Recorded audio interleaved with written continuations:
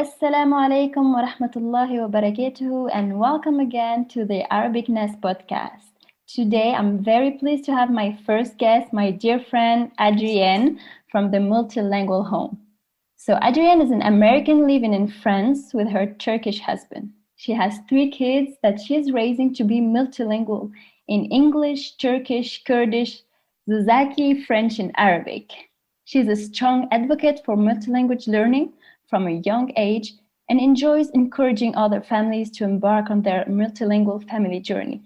She shares learning activities and writes about raising multilingual and multicultural kids, expat, and Islamic living on her blog, The Multilingual Home. So, welcome, Adrienne. Thank you for having me. Thank you for coming. So, I want to dive right in it, and I wanted you to tell me more about why you decided to raise your family to be multilingual. Okay, so my husband and I met in France, and when we started having children, we decided that we wanted to share our love of languages to our kids. My husband speaks Turkish, Kurdish, and Zazaki, and then I spoke English, and then French is our common language. And then because I converted to Islam, we tried to do Quranic Arabic as well. So we just wanted to share that with our kids. And we also wanted them to be able to communicate with their grandparents and other family members without having a translator. For example, though, with Kurdish and Zazaki, they are actually 2 traditional languages that are spoken by my husband's family. And Zazaki is actually an almost extinct language. There are not very many people who speak it in the world today. And the Kurdish that my husband knows is just like a regional dialect. And so these languages probably will not be spoken as often as the other 4. They're just mainly to uphold family traditions and let the kids know where their roots come from. So we also wanted to have the kids learn more about their culture, like American culture or Turkish culture. And we also wanted the kids to have a better opportunity for the future. Knowing multiple languages might help them want to know more languages and also open up more of the world for job opportunities and making friends. Yeah, it's really important, and I love that you're keeping these languages, these very minority languages, like you said, the Kurdish and Zazaki, because it's still part of their identity, and being able to keep them alive is so important. I mean, often we only see important for bilingual, big languages like, English, French, or Spanish, but we tend to neglect those minority languages that are actually really important also.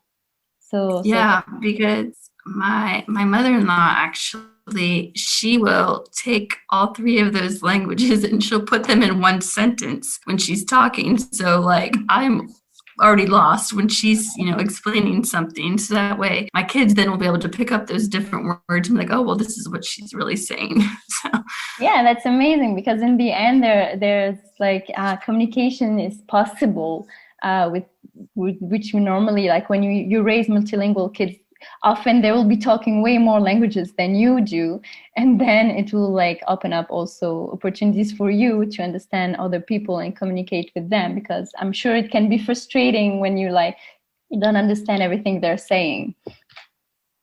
Right, it is. So how come that you were interested in languages in the first place? I mean, were you raised multilingual? No, I was actually raised monolingual, but then I had an opportunity when I was in high school to learn a second language, and I decided I wanted to learn French. And so then I just kept learning French until university. And then in university, I had an opportunity to travel abroad, and I ended up coming to France. I ended up meeting my husband, and then we just decided we're going to go ahead and get married, and that's how the love of languages began. Okay, that's interesting, because I was raised multilingual. So for me, it was I don't know, it was always so natural, because even my parents were both raised multilingual, because my mother is Spanish, and so they lived in France. So basically, they were speaking French and Spanish. And my father is Tunisian, so in Tunisia, we speak Arabic and French. So both my parents were multilingual, and I think they didn't make any like effort to raise us multilingual because it would come like naturally. And it's really interesting to see that other people who were not raised multilingual can still have this like love for languages and be able to transmit this to their kids. So, mashallah, that's Yeah. really interesting.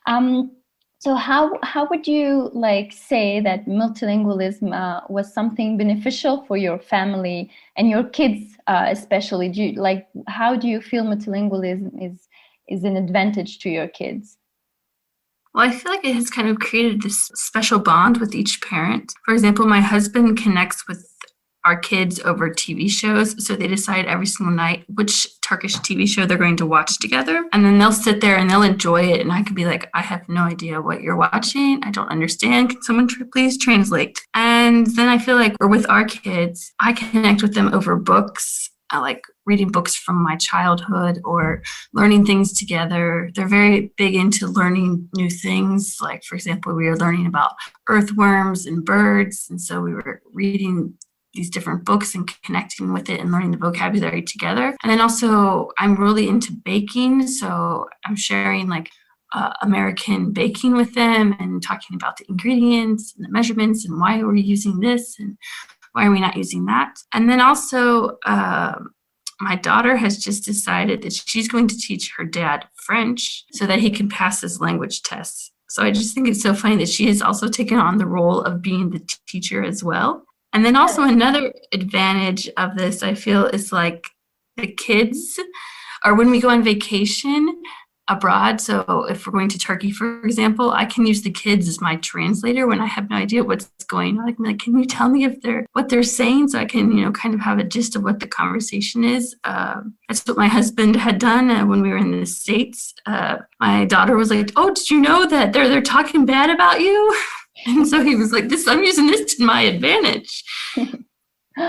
Amazing. That's really, really nice. MashaAllah. Allahumma barik that your daughter is like willing to teach your husband French and all these connection with these languages. It's really amazing. And also, like you said, because being multilingual is not only about the language. Like you said, you're sharing a recipe from America and all these other things, because in the end it's also about different cultures. So it opens up a new world of possibilities and of what is out there, and this is really important, I think. Yeah. And what would you say is your biggest struggle, like, or when you started with like trying to raise your kids to be bilingual, multilingual? What was the biggest struggle you faced? Personally, I feel like the biggest struggle I faced was speaking English in public, because I felt like I was so embarrassed and I had this really hard time in the beginning doing it because I had spent so many years speaking French in public and also to my husband that I forgot what it was like to speak English. And so it took me like a year to start feeling comfortable speaking to my kids. Sometimes I would just like go back and forth. Like we would see somebody at the park and I would like hurry up and switch to French. So I wouldn't I felt like people were judging me or were going to make comments like, why are you speaking in English to your children? We're here in France. So I just one day had this idea, like, if I'm serious about teaching my kids English, I need to like take charge, because there's no one else in my area who speaks English. It's only they're going to only have that input from me. And so now I don't really even think twice about speaking in public. And I actually think I probably speak a lot more English than French. So I don't feel, I actually, if somebody makes a comment, like if I say something in French to them and they respond back in English, I was like, well, wasn't I talking to you in French? And so I just feel like I had to like kind of be like, speaking English is just for my kids only. And then speaking French is with the French people. Like I didn't feel like I needed to speak French to my kids. If that makes Exactly. sense. Yeah. I feel the same way with Arabic, because I would speak Arabic to my kids also. And when we go outside, especially in France, like talking in Arabic is not always like really welcomed. I mean, people would like look at you weirdly already because you wear hijab, but then if you also speak in Right. Arabic, is like, wow, that's too much.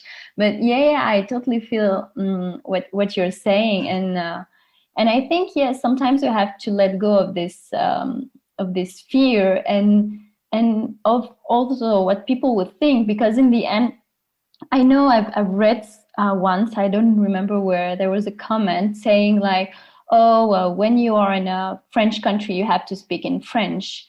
And I'm like, if I'm not talking to you, why do you need to understand what I'm saying to my kids? I mean, this is a Right. personal conversation. Why should you be able to understand what I'm saying? I mean, so yeah, so definitely, like, if we're someone who cannot understand Arabic, we'll speak in French. Otherwise, we'll be speaking in Arabic, and that's it, because this is how we work. And even my kids, sometime when I'm outside and I'll be switching to French because there's like people around or something, they'll be like, "Why are you talking in Arabic?" So I'll be like, "Oh yes, that's not good." Yes. So yeah, it's really interesting. So you will also featured in a book that is called Multilingual is Normal, right? That I had the privilege of reading because you gifted to me. Alhamdulillah, jazakallah khairan.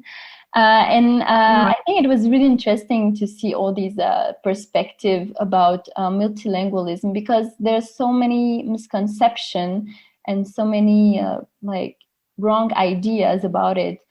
I know a lot of people think like how minority languages are not as important as the language of the country, and often people, because they're fearing for this language, they will like stop speaking it or speak it very little. And I see this a lot in France. I don't know what is your experience with this, but I've seen it a lot where Arabic families would not speak Arabic to their children because they would say, oh no, they need to speak French and they need to be good at French, otherwise it's going to be a problem.